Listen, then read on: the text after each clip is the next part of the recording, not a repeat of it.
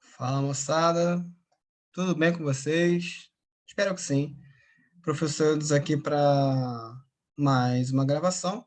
E o assunto de hoje tem a ver com substâncias e seus comportamentos padrão. Então agora a gente vai começar a aula. Bom, para começar, do que uma substância é feita? Primeiro que toda substância ela é representada por uma molécula. E uma molécula é sempre feita de átomos. Aliás, como qualquer material que a gente consiga analisar ou produzir. Tudo é feito de átomos. E o átomo é a menor parte da qual um material é feito. E para que as moléculas surjam, os átomos precisam se unir uns aos outros. Ou seja, nenhum material é feito de um átomo só. Todos os materiais é feito da união de incontáveis átomos. E a união entre os átomos é chamada de ligação interatômica, que a gente conhece como ligação iônica, ligação covalente ou ligação metálica. Mas isso vai ser assunto de outro vídeo. Bom, as moléculas é que, na prática, vão representar as substâncias que a gente vai vir a conhecer. Todas as moléculas obrigatoriamente formam substâncias, só que a gente tem uma pequena situação presente aqui.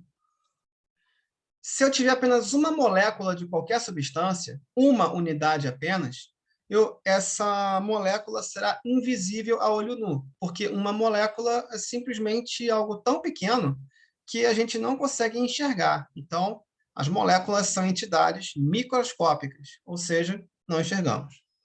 Se eu tiver, por exemplo, 1 mol de moléculas, uma quantidade imensa de moléculas, aí sim nós teremos a capacidade de enxergar de que substância ou de que molécula estamos falando, ou a maioria delas. Só para efeito de curiosidade, 1 mol é aproximadamente 6 vezes 10 a 23 moléculas, ou apenas o número 6 com 23 zeros depois dele. E é por isso também que a maioria das moléculas torna-se perceptível, principalmente aos olhos. Logo, a diferença entre o microscópico e o macroscópico é a quantidade de moléculas presentes no sistema em si. Mas lembrando, essa noção de mol e número de moléculas, ou cálculos químicos, né, já é um gancho para outra gravação. Então, aqui a gente só tá explicando a questão do que o conceito, onde mais o conceito de substância estará envolvido. Bora para a próxima página. Então, substância é todo sistema que contém apenas um componente observado. Aqui, se eu tiver um recipiente com um componente, apenas água, eu tenho uma substância. Aqui eu tenho, na representação de esferas, teoricamente, duas esferas idênticas em cima e embaixo. Cada esfera é um átomo de oxigênio. Então, aqui eu tenho duas moléculas iguais, logo eu tenho duas substâncias iguais. Se eu tiver mesmas moléculas, eu vou ter apenas um componente. Ou seja, não importa o número de substâncias, se forem todas iguais, o componente ainda será um só. Aqui no terceiro caso, eu tenho moléculas de água representadas. Fórmula química da água é H2O. E aqui só na legenda, a bolinha menor é o hidrogênio, a maior é o oxigênio. E se vocês perceberem, eu tenho uma molécula de água aqui, outra aqui, outra aqui. Eu tenho 3 moléculas iguais, ou 3 substâncias iguais. Logo, aqui eu posso chamar só de substância, aqui também e aqui também, porque eu tenho moléculas iguais, mesma substância. Moléculas iguais, mesma substância, porque só tem um componente, ou seja, um tipo de substância que aparece no sistema. Ou seja, eu tenho várias moléculas, só que essas várias moléculas são as mesmas. Logo, eu vou ter apenas um componente e o sistema vai ser chamado de substância pura. Então, o componente eu posso dizer que é um tipo de substância, ou, melhor dizendo, é um tipo de molécula que aparece no sistema, já que todo sistema com um único componente é chamado de substância pura. Sistema é uma parte do universo separada para ser estudada, ou seja, é uma parte, é um recipiente com materiais dentro, é um local que você quer avaliar, tudo que você está estudando, avaliando, ah, tudo que você está observando, estudando, anotando e experimentando vão ser sistemas. Bom, então, para tirar dúvidas sobre substâncias puras ou misturas, toda vez que o sistema tiver um único componente, ou seja, só moléculas iguais, teremos substâncias puras. Toda vez que o sistema tiver a partir de 2 componentes, teremos uma mistura. Não é o foco desse vídeo agora, então vamos partir para a próxima página. Toda substância é pura.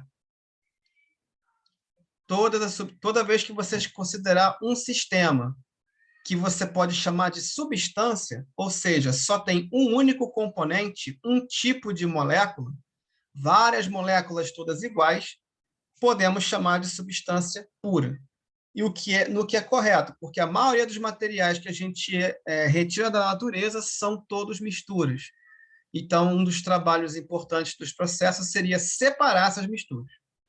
As substâncias puras a gente pode dividir em substâncias simples, formadas apenas por um tipo de elemento químico. Só um lembrete aqui para falar sobre a ideia de elemento químico. É um grupo de átomos iguais, ou seja, são átomos com o mesmo número de prótons. Ou seja, para falar de átomos iguais, eles precisam ter o mesmo número de cargas positivas. Por exemplo, O2, H2, Cl2 e O3. O2, 2 átomos de oxigênio, são iguais. H2, 2 átomos de hidrogênio, 2 átomos do mesmo. Cl2, 2 átomos de cloro, mesma coisa. Então, um elemento químico, ele precisa ter sempre o mesmo tipo de átomo. E aqui a substância é simples, porque eu só tenho átomo de oxigênio aqui. Eu posso ter 5.000 átomos, mas se os 5.000 átomos forem todos iguais, todos do mesmo tipo, substância simples, substância simples, substância simples e mais uma substância simples. Falando sobre os elementos químicos, fazendo uma breve introdução, todo elemento químico ele precisa de 3 informações, 3 características. O primeiro e mais importante, todo elemento químico tem um número de prótons específico. Se eu trocar o número de prótons, eu estou diante de outro elemento químico, diante de outro grupo de átomos. Por exemplo, o hidrogênio, ele só tem um próton, uma carga positiva. Relembrando aqui que os átomos, né, numa definição mais moderna, o básico que se pode dizer sobre eles é que eles têm partículas positivas, são os prótons, que dão a identificação dos elementos químicos. Eles têm cargas negativas, que são os elétrons, que são o foco principal das ligações químicas, e tem os nêutrons, que compõem a massa do núcleo, a massa do átomo, junto com os prótons. Mas, voltando, então, hidrogênio, todos têm um próton. Oxigênio, todos têm 8. Cloro, todos têm 17. Ferro, todos têm 26. Qualquer mudança no número de prótons, o elemento químico será mudado imediatamente. A segunda essa característica mais importante dos elementos químicos. A segunda característica é que o nome original deles é em latim. Nós não falamos latim, ninguém, aliás, porque latim é uma língua morta, ou seja, não tem não há praticantes, não há praticantes da língua, não tem nenhum país, nenhuma população de local nenhum que fale latim, mas o latim é utilizado para estudos científicos. Em química, por causa da tabela periódica, um outro assunto importante mais para frente, e em biologia, para dar nomes às espécies de plantas e animais. Então, latim é utilizado nos estudos científicos. E nós falamos, obviamente, uma adaptação para a língua portuguesa. Inclusive, o português é uma das línguas derivadas do latim. Latim é como se diz a língua mãe da língua portuguesa. Continuando. Então, o alumínio vira alumínio, o nátrium vira sódio, o plumbum vira chumbo e o fósforo vira fósforo. Evidentemente que algumas adaptações são quase idênticas e outras muito diferentes. A simbologia é uma parte importante por causa da tabela periódica.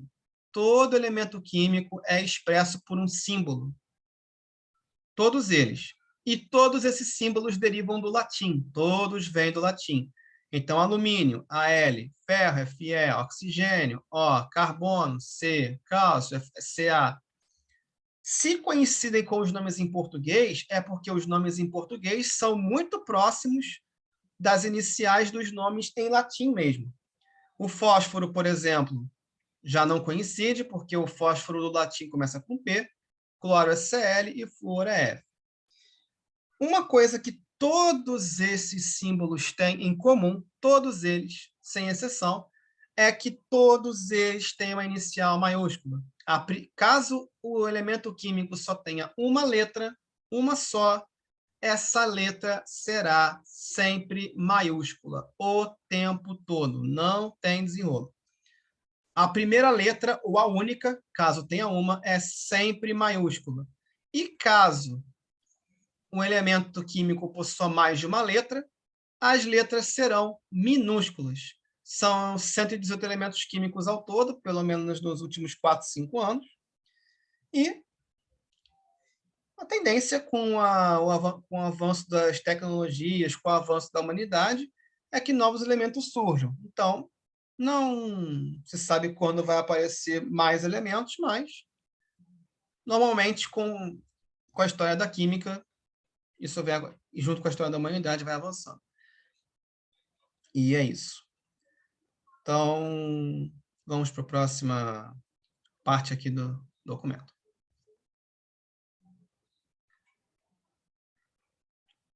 Ah, um lembrete.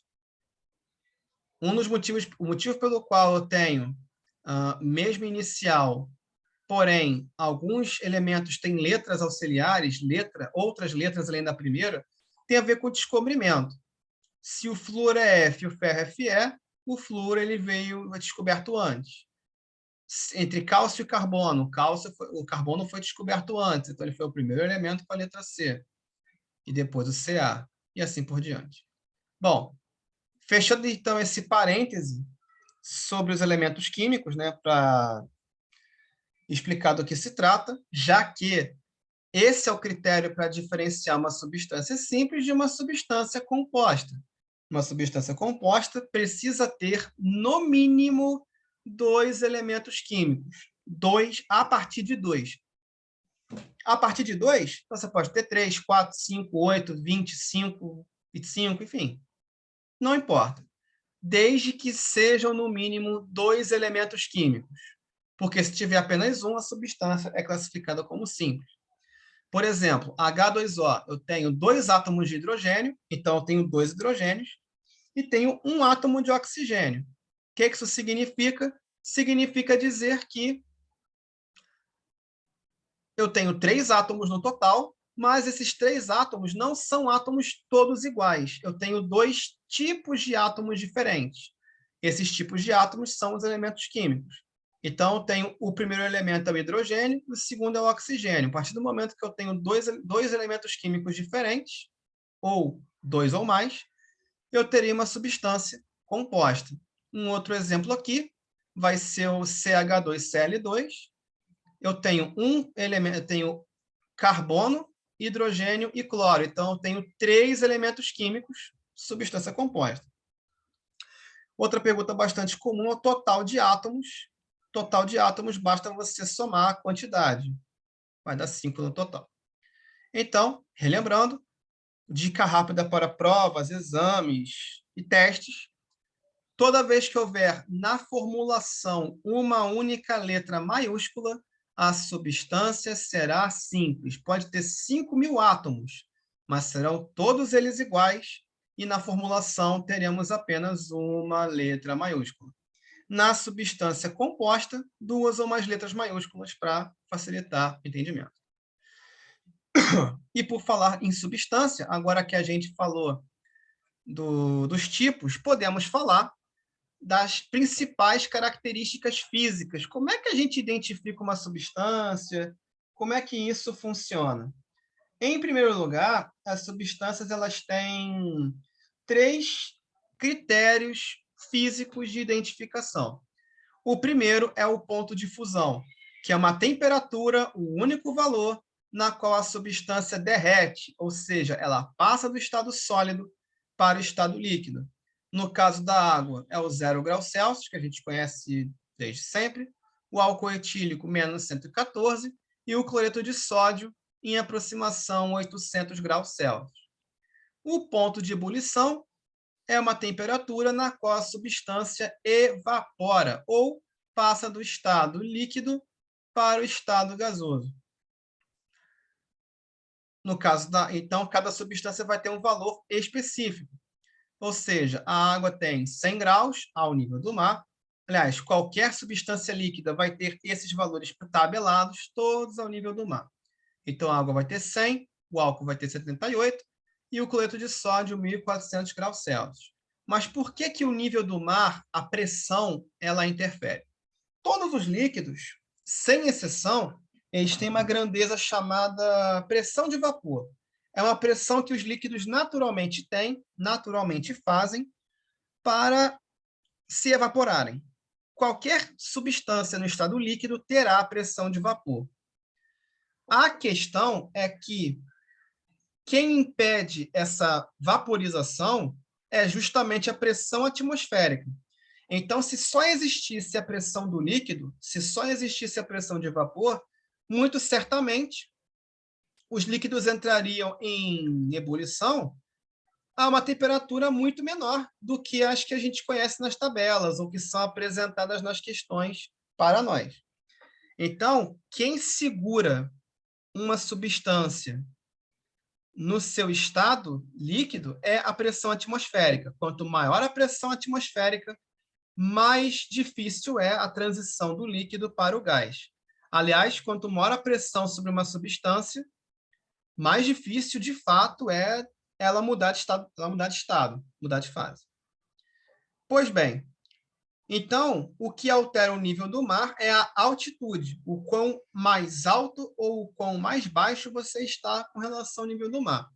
Quanto maior a altitude, menor será a pressão atmosférica. Isso significa que menor vai ser a coluna de ar sobre um líquido e menor será a temperatura de ebulição. No caso da água, com uma atmosfera é a pressão padrão ao nível do mar. A água vai evaporar a 100 graus Celsius, normalmente. Se estivermos com uma pressão de 0,9 atmosferas, significa que estamos em local um pouco mais alto. Então, poderíamos dizer que a temperatura será menor do que 100, poderia ser 95, por exemplo. Se tivermos 0,8, 90. Então, as temperaturas de ebulição da água elas vão diminuindo à medida que a pressão atmosférica também diminui. E isso vai acontecer quanto mais alto, quanto mais distantes para cima do nível do mar estivermos. Outro critério físico de identificação de substância é a densidade, que é a razão entre a massa de uma substância pelo seu espaço, pelo seu volume. Na química, a principal unidade de massa relacionada aos cálculos é o grama, na física, o quilograma. O volume é dado em mililitro e centímetro cúbico, que são a mesma coisa. E na física é muito utilizado o metro cúbico, que é, inclusive, quilograma e metro cúbico são os padrões do sistema internacional. Na densidade, então, ficaria gramas por centímetro cúbico ou gramas por mililitro. Para que serve essa informação? Primeiro, para calcular a própria densidade, né, caso seja necessário nos problemas, e principalmente com relação à flutuabilidade dos materiais. Ou seja, quando a gente compara um material com outro. Um material mais denso, ele afunda, comparativamente ao primeiro, e o menos denso vai flutuar um sobre o outro. Por exemplo, aqui eu tenho água com 800 gramas e eu obtive isso com 800 ml. Então, eu peguei 800 ml de água, coloquei em um recipiente e fui testar numa balança de precisão e deu 800 gramas. Ao passo que, para obter os mesmos 800 gramas de óleo, eu só consegui fazer isso com 1.000 ml. E aí, como é que seria a densidade? Massa sobre volume, resultado 1 na água, massa sobre volume, resultado 0,8 para o óleo. Isso significa que o óleo, é por esse motivo que o óleo flutuará sobre a água. Beleza? Mas a densidade também é um critério de identificação de substâncias. Cada substância vai ter um valor em especial de densidade. Uma pequena observação aqui, durante a mudança de fase, aqui eu coloquei fusão e ebulição por referências ao ponto de fusão e ao ponto de ebulição, mas durante qualquer mudança de fase, as substâncias puras não mudarão sua temperatura, é sempre a mesma temperatura para derreter, para evaporar, e também ao contrário, para congelar ou para liquefazer. E se isso não acontecer? Se não acontecer isto, estaremos diante de uma mistura, não de uma substância pura. Bom, as mudanças de estado físico são fusão, vaporização, sublimação, respectivamente, fusão do sólido para o líquido, vaporização do líquido para o gás, sublimação do sólido para o gás.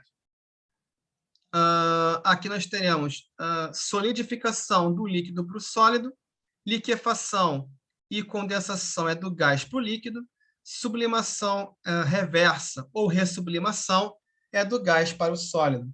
No caso da sublimação, os exemplos mais conhecidos são a naftalina e o gelo seco, tecnicamente.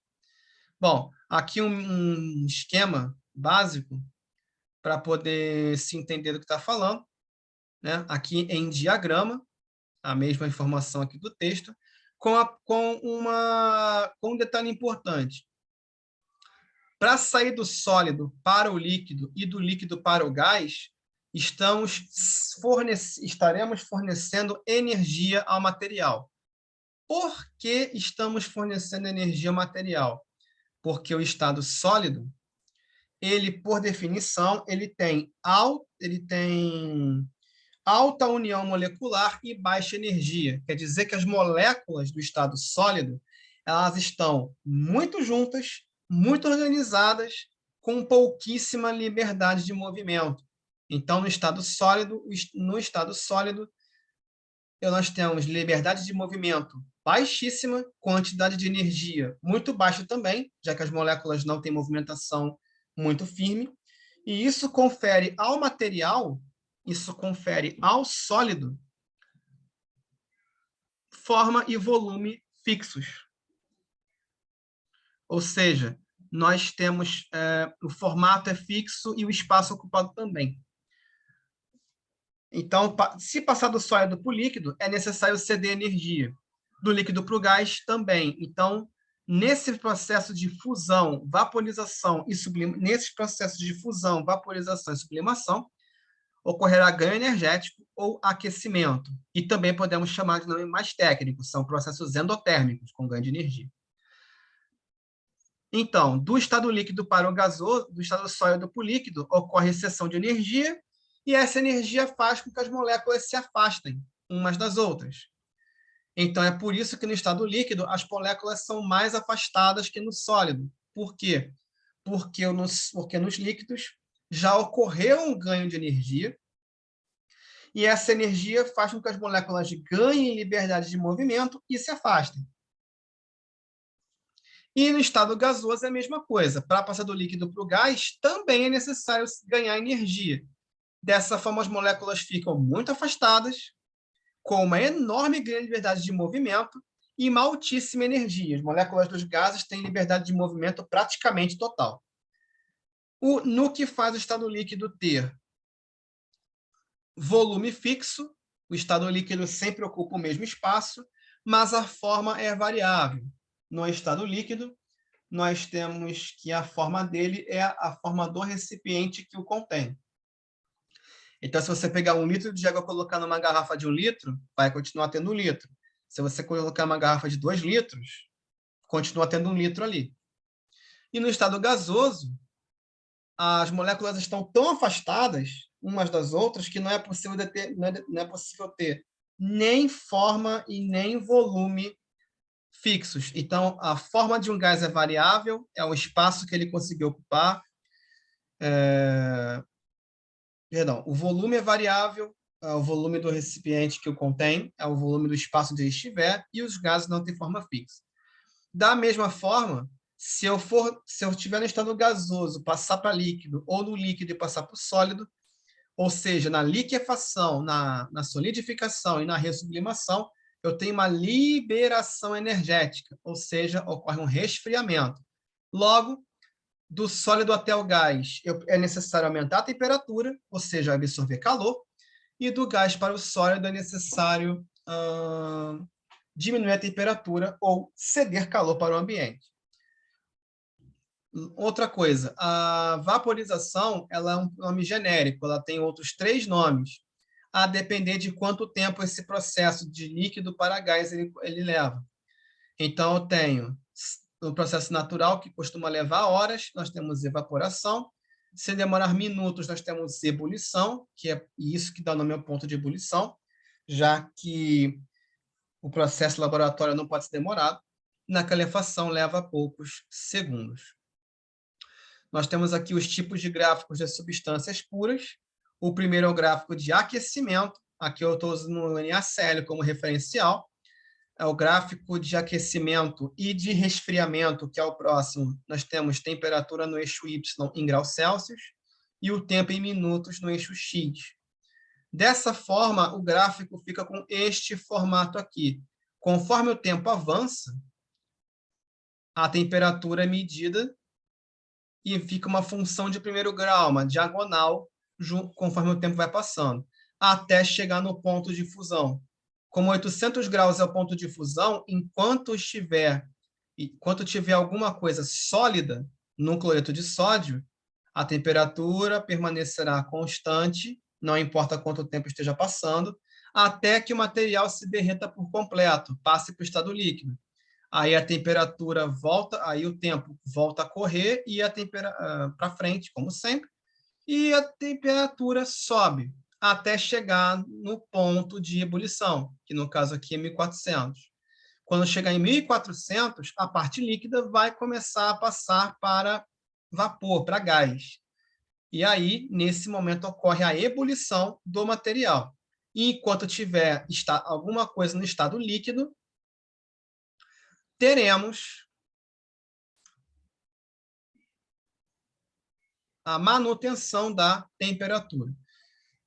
Ou seja, 800 graus é o ponto de fusão, vai gerar uma região horizontal, 1400 graus é o ponto de ebulição.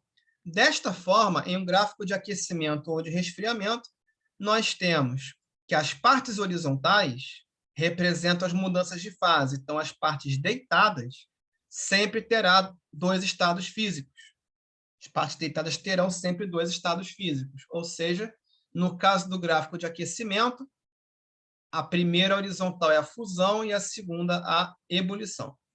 As partes em diagonal sempre terão apenas um estado físico. Por quê? Porque conforme o tempo transcorre, a temperatura sobe. Então, diagonal, a mais baixa é sólido, a do meio é líquido e a última é gás. No gráfico de resfriamento, ele é um espelhado comparado ao gráfico de aquecimento. Logo, aqui nós temos, no gráfico de aquecimento, começa da temperatura mais baixa até a mais alta. No gráfico de resfriamento, a temperatura começa lá no teto e vai descendo até chegar na mais baixa. O que justifica a questão energética, já que para aquecer é necessário subir a temperatura e para resfriar precisa descer a temperatura, diminuir. Então, a primeira diagonal será o estado gasoso, a segunda o estado líquido e a última o estado sólido. E o primeiro ponto, a primeira região horizontal será na liquefação, aos 1400 graus, e a segunda horizontal será a 800 graus na solidificação. Isso quer dizer que os 1400 graus eu posso chamar de ponto de liquefação, e os 800 graus de ponto de solidificação. O que isso quer dizer? Que o ponto de fusão e o ponto de solidificação são a mesma coisa. A diferença é se a temperatura está aumentando ou diminuindo. Se estiver aumentando, é ponto de fusão. Se estiver diminuindo, solidificação. E mesma coisa para os 1.400 graus. Se eu estiver em um gráfico de aquecimento, ele será chamado de ponto de fusão, e nesse tipo de gráfico de resfriamento, ponto de liquefação. Os valores são os mesmos e a definição só muda de acordo com o contexto.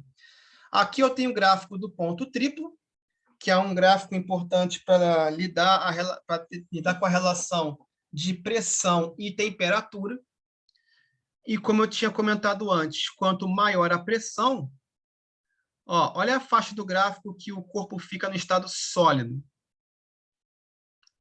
Quanto maior a pressão, maior a faixa do sólido. Então, mais difícil é para a mudança de fase.